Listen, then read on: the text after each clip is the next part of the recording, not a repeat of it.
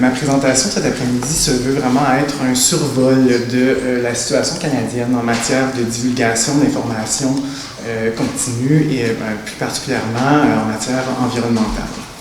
En 2021, on a eu une directive 5107 au Québec qui justement oblige les émetteurs assujettis à fournir une information continue en matière environnementale. Je vais vous en parler un petit peu plus tard. Et avant d'entrer dans le vif du sujet, avant d'entrer dans cette directive-là, je voulais vous parler un petit peu, vous brosser le portrait de la réglementation des valeurs mobilières au Québec, au Canada. Parce que vous le savez, le Canada est un pays bijuridique, on a le droit civil, on a la commune law.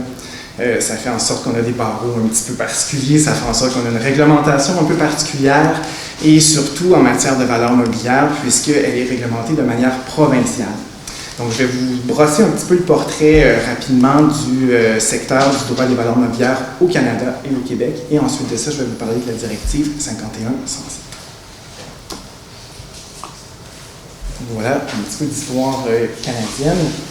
Donc, au Canada, comme vous le savez, on a différentes provinces et au Québec, on a l'autorité des marchés financiers. Chaque province va avoir son autorité. Et le droit des valeurs mobilières est réglementé de manière provinciale et non fédérale. Ça a un impact majeur parce que ça fait en sorte qu'on n'a pas d'organisme qui chapeaute le tout en droit dur, si on veut. Donc, je m'explique, ça va être chaque province qui va réglementer son autorité des marchés financiers, qui va avoir sa propre loi en matière de valeurs mobilières. Donc, on les retrouve ici. On a 13 lois, donc une loi par province et par territoire. Vous pouvez vous imaginer que ça crée quand même certaines complexités parce que ces lois-là ne sont pas uniquement un copier-coller. Il y a beaucoup de différences et surtout au Québec puisqu'on a le droit civil. Donc, il y a différentes, vraiment, il y a beaucoup de petites subtilités non négligeables. Un point intéressant, je reviens sur la diapo précédente, c'est un conflit au Canada. Je vous explique en quoi tient ce conflit-là. Le fait que ce soit une matière provinciale, ça a créé énormément de conflits. Dès, je vous dirais, j'ai la date juste ici, dès 1867, ensuite de ça, il y a eu 1935, on a essayé de rendre cette matière-là fédérale et ça a toujours été considéré comme étant ultra-vires. Jusqu'en 2018, où il y a eu un pourvoi qui s'est rendu jusqu'à la Cour suprême, on avait le Québec et l'Alberta qui étaient des fervents défenseurs du système provincial de conserver justement la législation provinciale et on avait l'Ontario, la Colombie-Britannique et beaucoup d'autres provinces qui voulaient que ce soit fédéral parce que c'est le seul pays où il n'y a pas d'autorité complète. Malheureusement, je vous donne un petit peu mon point de vue, malheureusement, ça n'a pas été accepté. Le Québec est sorti de là vainqueur, mais je vais vous expliquer un petit peu plus tard, ça fait en sorte qu'il y a certaines lacunes encore aujourd'hui. On continue. Donc, afin d'uniformiser tout ça, on a deux organismes. On a le premier, la CVM, on va avoir les autorités canadiennes en valeurs mobilières. Et on va avoir l'OCR-CVM, donc l'organisme canadien de réglementation du commerce des valeurs mobilières. Donc, je vous explique un petit peu, ces deux entités-là vont faire en sorte que chacune des provinces et des territoires vont s'aligner sur les mêmes objectifs. Donc, les autorités canadiennes vont souvent proposer, les provinces vont regarder, vont cogiter, vont réfléchir et ensuite de ça, elles vont décider si elles adoptent oui ou non les propositions qui sont faites par les ACVM et l'OCR-CVM qui va venir, qui n'est pas de moindre importance, mais qui va venir justement donner toujours un petit peu plus de détails. Je vous lis simplement là, un petit peu pour vous donner, pour vous mettre un petit peu dans le bain. Les autorités provinciales et territoriales en valeurs mobilières du Canada se sont regroupées au sein des autorités canadiennes en valeurs mobilières ACVM pour améliorer, coordonner et harmoniser la réglementation des marchés de capitaux. Elles cherchent le consensus sur les politiques qui ont une incidence sur le marché de capitaux et ses participants y collaborent à la mise en œuvre de programmes réglementaires comme l'examen des documents d'information continue et des prospectus. Donc, vous comprendrez que l'autorité des marchés financiers de chaque province va justement, j'aime pas le terme dépendre, mais va avoir un lien de connexité très très important avec les ACVM et l'OCR-CVM. Je poursuis ici. Et là, je tiens à vous faire une petite parenthèse. Vous allez voir, le PowerPoint est un petit peu coloré. J'ai eu l'aide d'une collaboratrice pour le faire et je me rends compte qu'elle s'est amusée avec les images, donc vous pourrez... c'est bien, c'est bien, c'est bien. Et voilà.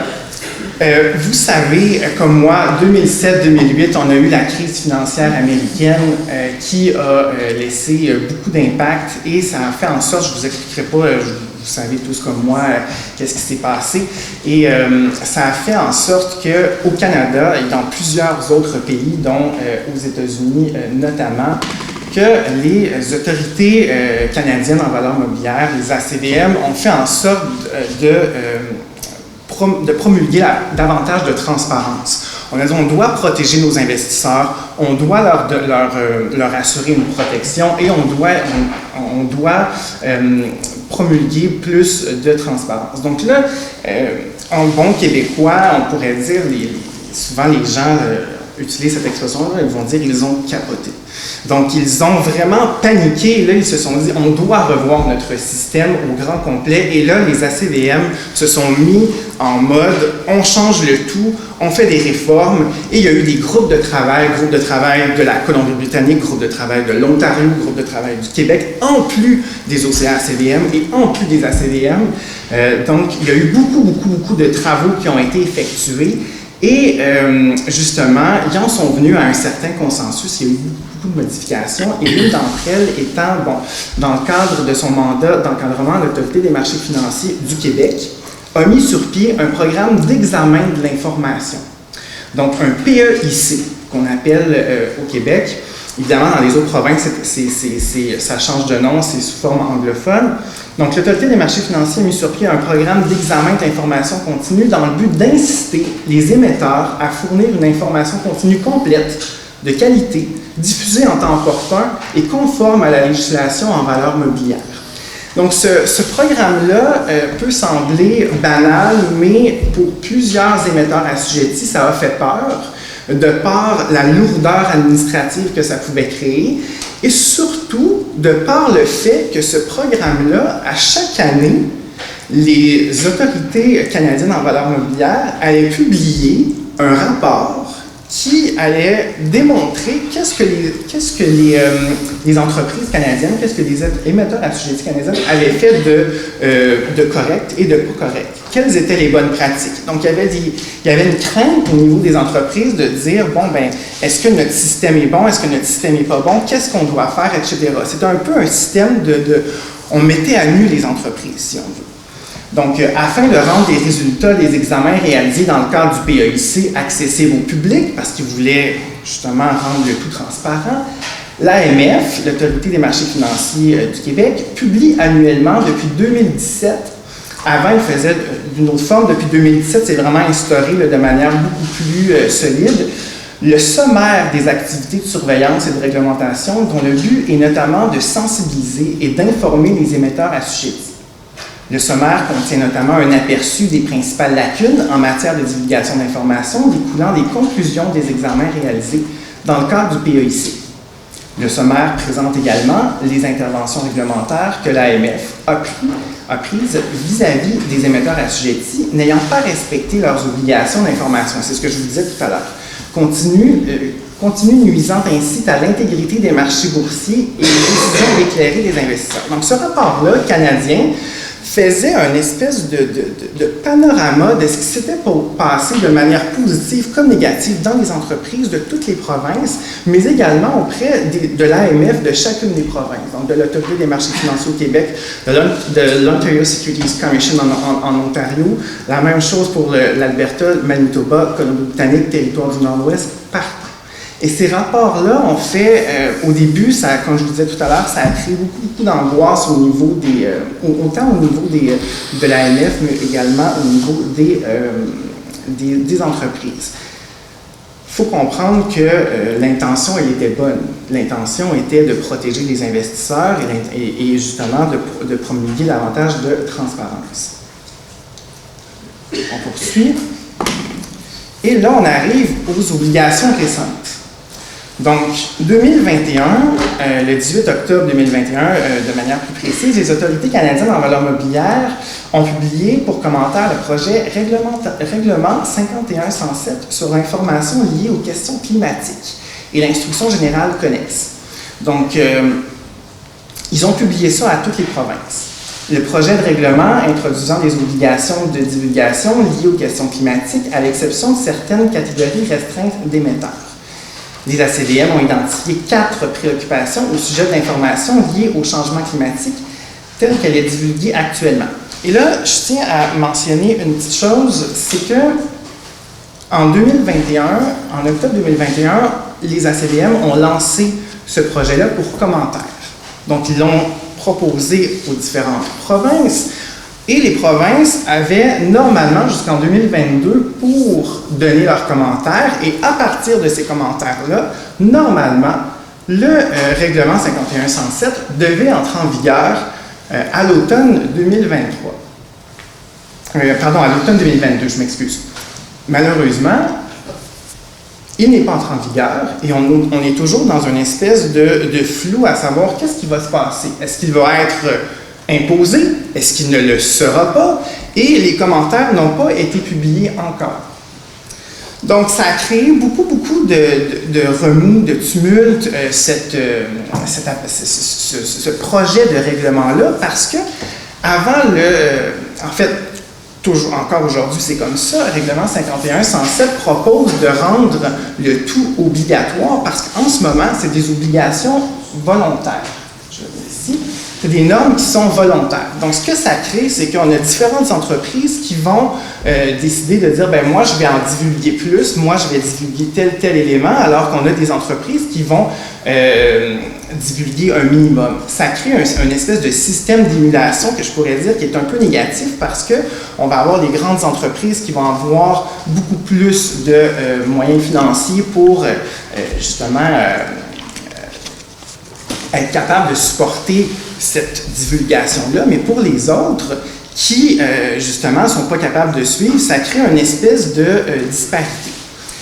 Parce que, justement, les normes volontaires ont été critiquées, justement, par les ACVM, comme quoi, justement, on disait que les normes volontaires, elles ne permettaient pas l'information liée au changement climatique présentée par les émetteurs peut ne pas être complète, uniforme, comparable. On disait l'information quantitative est souvent limitée, ce n'est pas nécessairement uniforme.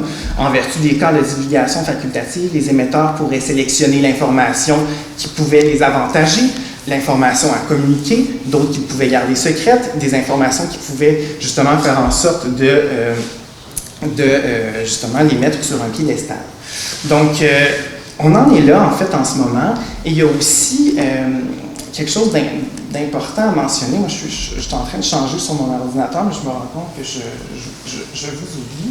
Ça, je vais y revenir tout à l'heure. Ce qui s'est passé aussi, c'est qu'aux États-Unis, en fait, le 21 mars 2022, c'est quand même très récent, la Securities Exchange Commission propose des règles pour améliorer et normaliser les informations relatives au climat pour les investisseurs. Un peu la même chose qu'au Canada. On est dans la même situation. Sauf que ça existe depuis 2010. Oui, exactement. Mais sous forme un petit peu plus, disons, le Canada s'est copié sur ça. Et ce que je veux vous mentionner, c'est qu'aux États-Unis, cette nouvelle réglementation-là du 21 mars 2022 et le règlement 5107 qu'on est en train d'adopter, à savoir si on va adopter, plusieurs chercheurs nous mentionnent qu'il y aurait une corrélation entre le fait de ces nouvelles obligations-là, qu'en fait, depuis la crise financière de 2007, tantôt je vous disais, il y a les obligations à chaque année d'en faire plus de divulgation, tout ça. ça fera en sorte que les émetteurs, en fait, une société qui voudrait devenir un émetteur, se décourage. Et là, vont aller chercher d'autres sources de financement. Des angel investors vont se tourner vers d'autres sources de financement. Et il y a eu une corrélation qui a été faite par plusieurs chercheurs au Canada, mais également aux États-Unis, sur la diminution du nombre de PAP, la diminution du nombre de IPO, en fait, par rapport avec justement l'augmentation de cette obligation d'information, que ce soit en matière environnementale, mais il le mentionne pour d'autres matières également. Parce que, comme vous le savez, il y en a dans différents, je nomme au Canada, la divulgation d'informations par rapport au conseil d'administration, par rapport à la diversité, par rapport à différents éléments. Et ce chevauchement-là ferait en sorte de décourager une petite entreprise qui voudrait justement faire un premier appel public à l'épargne. Et bien, ce qui fait en sorte que les PAP ont diminué dans les dernières années. Et là, ça m'amène à vous parler de ça ici. Face à ça, et justement dans un désir et là, loin de moi l'idée de critiquer les ACVM, mais dans un désir de faire instaurer justement le règlement 51-107, les ACVM ont décidé également de dire, bon, ben, on a des sociétés qui se plaignent comme quoi le fardeau réglementaire est beaucoup trop élevé, beaucoup trop exigeant, alors réduisons-le pour en ajouter d'autres. Donc, c'est un jeu un jeu d'ajout de retrait, et ils ont commencé en 2018 justement à diminuer le fardeau, diminuer certaines obligations, par exemple pour des fonds d'investissement, pour certains types d'entreprises. Ils ont commencé à diminuer justement ces obligations-là, l'obligation d'information continue, mais justement un fardeau réglementaire différent à d'autres niveaux aussi, pour justement ajouter d'autres obligations. Donc moi, la question que je me pose et la question qu'on se pose avec ma directrice de thèse à l'Université de Montréal et le professeur Pietran Costa ici, c'est comment permettre justement un équilibre qui pourrait justement faire en sorte de favoriser protéger les investisseurs, mais permettre aussi aux entreprises, aux émetteurs assujettis de divulguer en n'étant pas ensevelis sous un fardeau qui est justement devenu trop lourd pour eux. Donc, on se pose ces questions-là et on se demande comment faire outre le jeu d'ajout et de retrait. Donc, quand j'ai vu l'appel à candidature de M. Dumont, et je me souviens plus du nom de famille de... Schlumberger. Pardon? De M. Schlumberger. Monsieur... Schlumberger, pardon. Donc, quand j'ai vu l'appel à candidature, ça m'a interpellé parce que je me suis dit, ben ça ressemble énormément à notre, justement, règlement 51-107 au Canada, et pour voir où on allait s'en aller avec ça. Donc, j'espère que mon intervention, là je vois le temps qui file, j'espère que mon intervention vous en aura appris davantage par rapport au Canada et à ce qui se passe chez nous, et pourra aussi vous guider dans cette nouvelle directive-là, justement dans les impacts que cela peut avoir. Donc, je vous remercie.